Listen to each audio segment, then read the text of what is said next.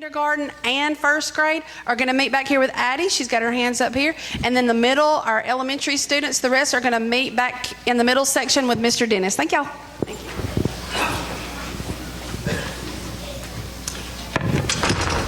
you. This is our last Lessons from the Grill. And so the winner of the grill is someone who has a birthday on January 26th. Who is that? Valerie, is your 26? Well, congratulations. You get to get that. Thank you, Denise, for that testimony. You know, it's hard to get up in front of a group of people that you don't know and open up your life and talk about pain and hurt. It's hard to do. But God is in that, isn't it? And He uses that because that's what we are. We aren't a museum for perfect people. We're a hospital for people who are struggling. And perhaps that touched some of you. It spoke to you. If it did, just be obedient to God. Just be obedient to what God would have you to do with that. Because He reconciles, He heals, He restores. That's the kind of God that He is. And that's what this meeting is about. That's what this gathering is about.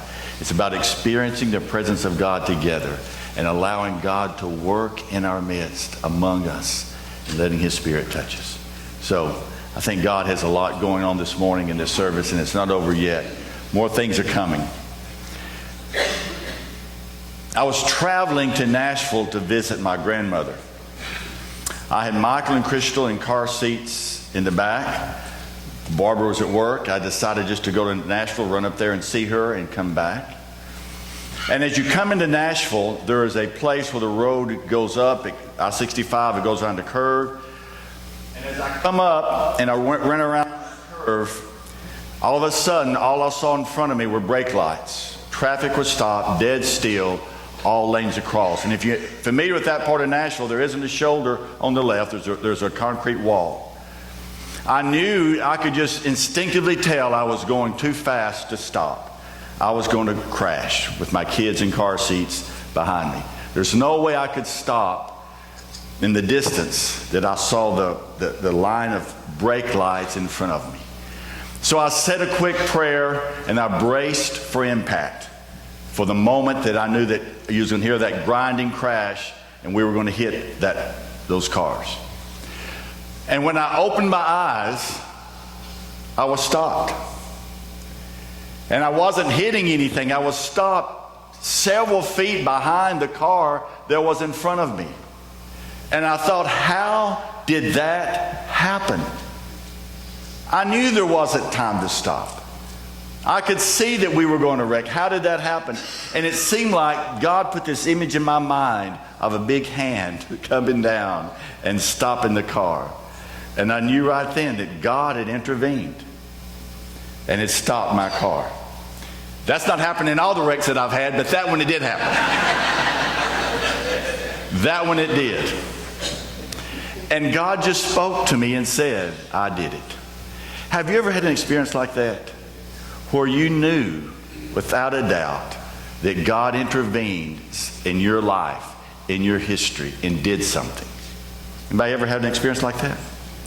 Where you knew without a doubt that there was a visitation from God and He interjected Himself into your history and something was different. The Jews celebrate a festival in March called Purim. And in this celebration, they celebrate that God intervened in history and saved them and preserved them. You know what book of the Bible that comes from? It comes from Esther. Why don't we look at that story for just a moment? Esther, the 4th chapter. If you're familiar with the story, and most of you are, you know that the Jews have been taken into captivity. And Esther is an orphan who was raised by her cousin Mordecai. Esther was a beautiful woman, the Bible teaches us. And when the king's wife, the queen, doesn't obey him, King Xerxes then decides to search the kingdom for another wife. And as fate would have it, Esther is chosen to be the next queen of Persia. And so she is elevated to the queenship, the most powerful woman in the kingdom. And of course, you know, when I said as fate would have it, that was with a wink and a nod, because we know that fate does not work. It is the hand of God. And so she's elevated to this position. But they have an enemy, Haman. And Haman gets the king to order that all the Jews are to be killed.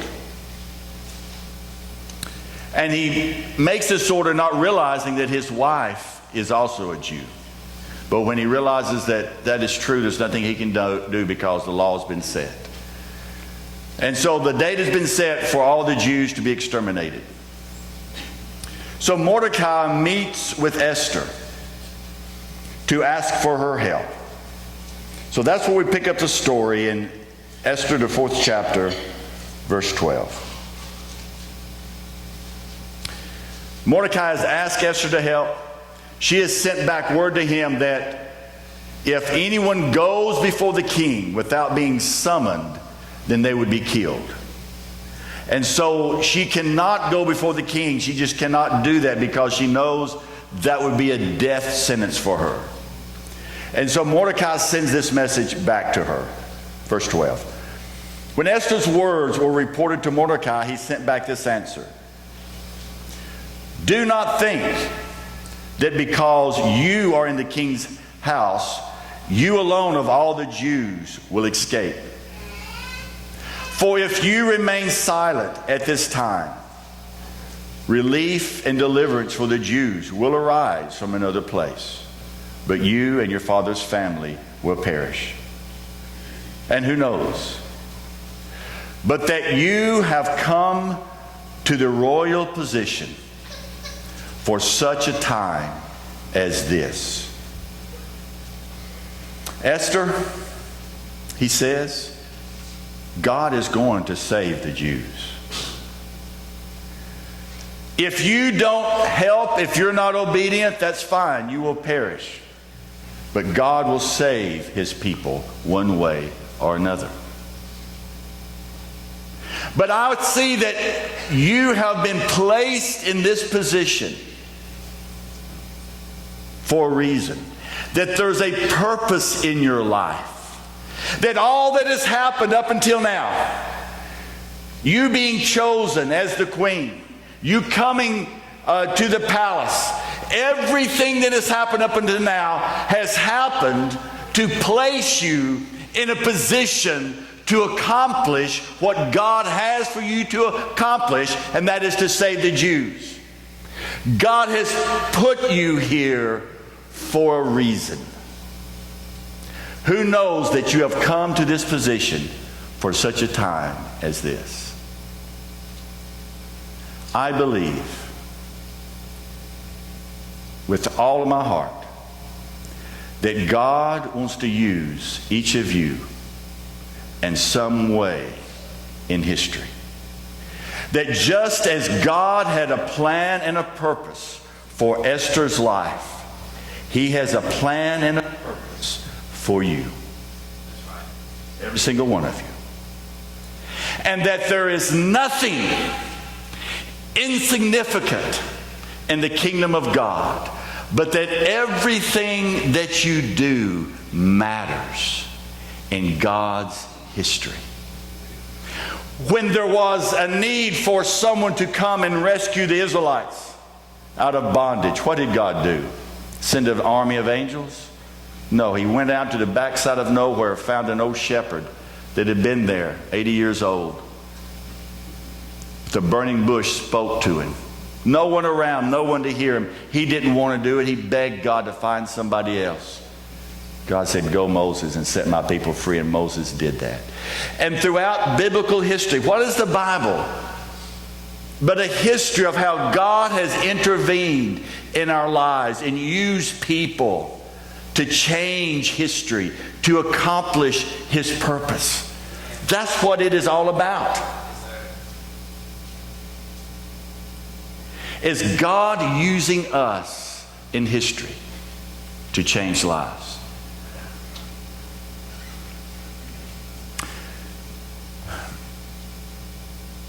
I sense, as you know, I'm a history buff, I'm a news buff, I listen to news. And it seems like every week there's a new report of some type of terrorist attack or the murder of some law officers or something. And I just feel like this world is almost spinning out of control. You feel that way?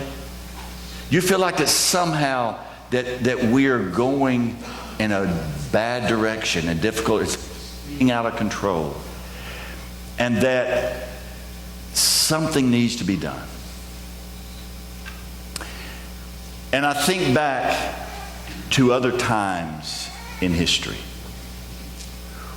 when the world was in a difficult situation. What happened? Since I am the child of my father and mom who grew up during the Depression, I heard a lot of stories about that difficult time in our country. When there wasn't money and there weren't jobs and people struggled to live. I hear my mother tell stories about when she was born, she was so malnourished, the doctor said she'd never survive. She was so small she would fit in a cracker box, and the doctor said she'd never live. But my great-grandmother, who was full-blooded Cherokee, came and said, I'll raise this child. And so she took her and nursed her, and she survived, thank goodness. And that's why I'm here today, is my mother lived. And my mother would talk about when hearing her mother say that she wouldn't mind eating turnips again if there was only something, some seasoning to put on them. They were so poor they had nothing but turnips to eat. That's how difficult times were. My dad went into the Navy at 17 during World War II. And I asked him, I said, Dad, you know, how was the training, you know, the boot camp? He said it was easy. After plowing behind a mule for 12 hours a day, anything is easy. He said it was a breeze because he had grown up on a farm as a sharecropper, plowing with a mule and working hard, that the military service was a breeze and was easy to him. And during World War II, as he entered that war, and country boys from Alabama and hillbillies from Tennessee and miners from Kentucky and loggers from Washington State, men and women from all over the United States heeded the call of our country to go and save the world from Hitler and from Japan. They went to fight a war. They had been prepared for that because of the hardship that they had been through. And when they went to war, they were men and women prepared for hardship. And then when you read the stories out of World War II, why we won, why we were able to stop this world disease that was spreading and bring freedom once again to the whole world, it was because there were individual men and women who took charge and were able to handle situations, who thought for themselves and who were tough as nails, and they made it work. One particular instance was when we were landing June 6th on D-Day on Omaha Beach. There was a placement of guns at Point D Hoc that was a high point, and those guns were meant to destroy our invasion force. And the ones that were, the colonel that was given the responsibility to destroy that was Colonel James, did I get his name? Hang on. Colonel James Rudder. They were called Rudder's Rangers. And he was given the job to scale those cliffs under heavy fire and destroy the guns. Losing 50% casualties of his men, he accomplished that mission. Why? He was a tough Texan. He grew up on a farm in Texas, a cattle farm. And his life, his experience had prepared him for that moment. What I'm saying is this. Had it not been for those tough men who went to war and were willing and able to give and sacrifice their life, we may be speaking German or Japanese today. That's how serious it is.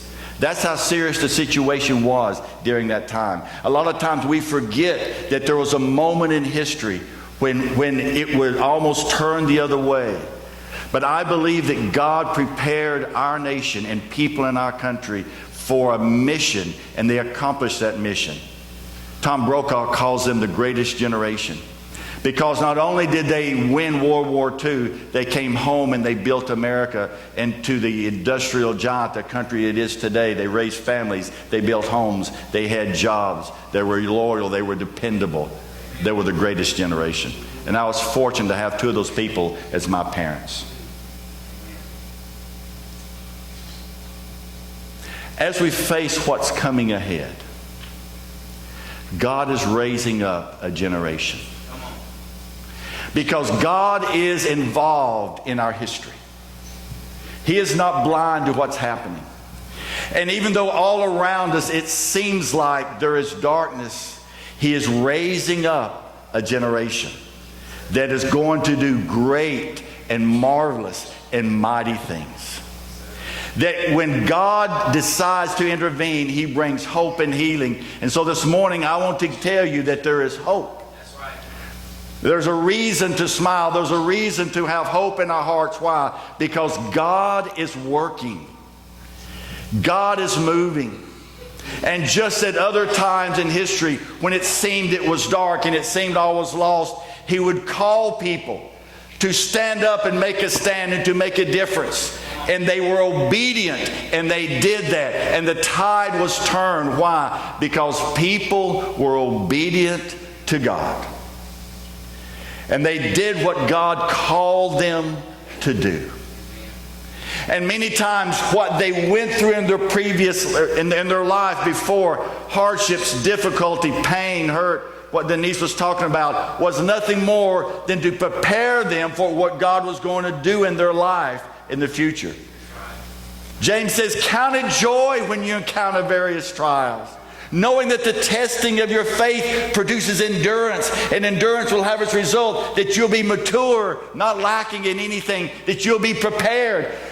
And so what that song was saying, the song that was sang before she gave her testimony, was this: that everything that happens to us is in the hands of God to prepare us for something.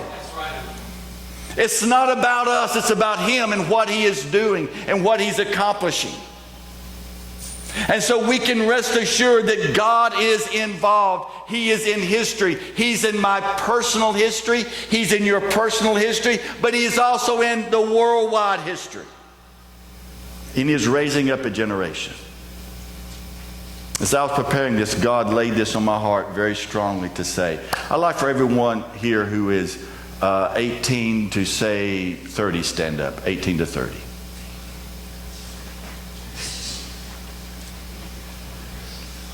You're the generation that God is preparing. That's right. God is going to use you in a mighty way to save this world. But as Jesus told Peter, He said, Satan has wanted to sift you, but I've prayed for you. And so there will be a sifting go on in your life. You'll be tempted to neglect the faith and turn to your own ways and do things of the world and become part of the world. Don't obey that. Don't listen to that. Because when you do, then you lose your place in God's history. God has a plan for you and a purpose. Stay true to Him. Stay focused on Him. Stay faithful to Him, because you are our hope. You are our hope. That God is going to use you in a mighty way.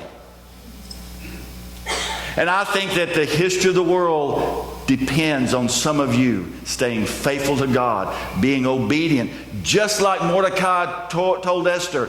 But who knows that God has brought you for such a time as this?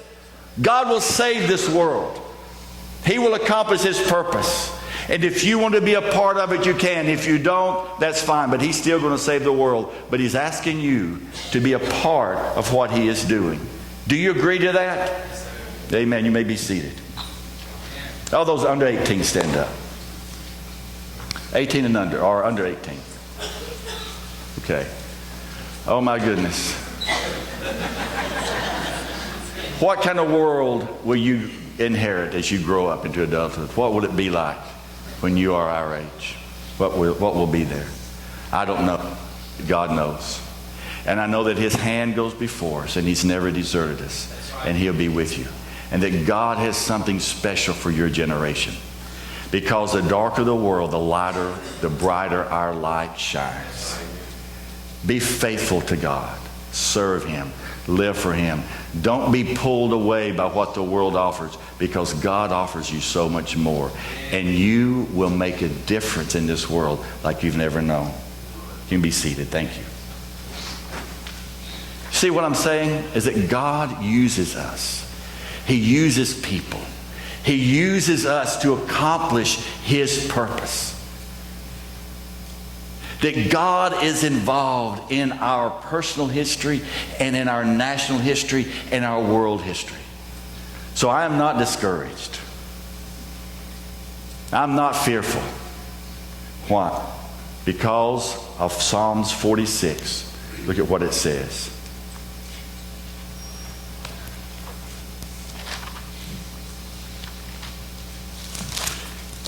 If I didn't have the hope of Christ, I would be afraid. But this is what I know. Psalms 46. That God is our refuge and strength, an ever-present help in trouble. Therefore we will not fear, though the earth give way, though the mountains fall into the heart of the sea, though its waters roar and foam and the mountains quake with their surging. There is a river whose streams make glad the city of God, the holy place where the Most High dwells. God is within her. She will not fall. God will help her at the break of day. Nations are in an uproar. Yes. Kingdoms fail. Yes. He lifts His voice and the earth melts. The Lord Almighty is with us. The God of Jacob is our fortress. Come and see the works of the Lord, the desolations He has brought on the earth.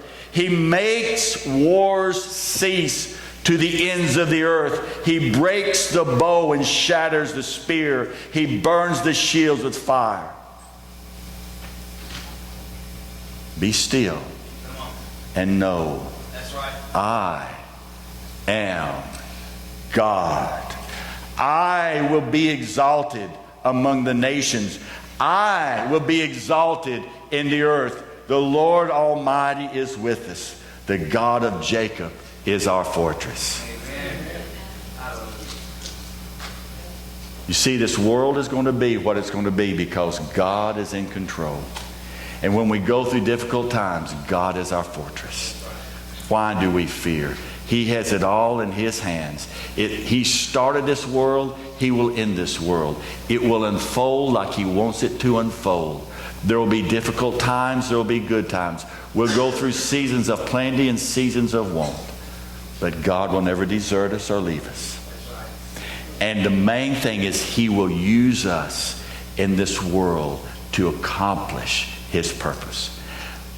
I am honored that God would use us, use you and use me to accomplish His purpose in this earth. But I want you to understand that each of you have a purpose, a calling from God, something to do, something He is calling you to. Don't miss it.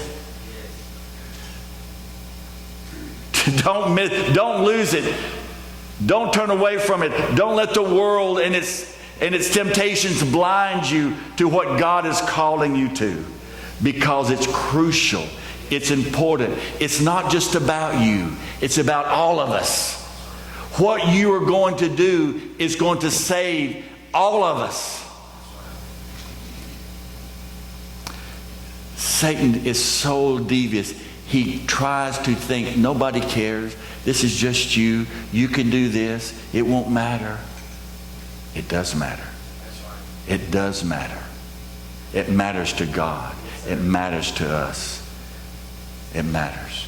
And after Peter went through that, what he was sifted with when he denied Christ, he came back and he was restored, and God used him.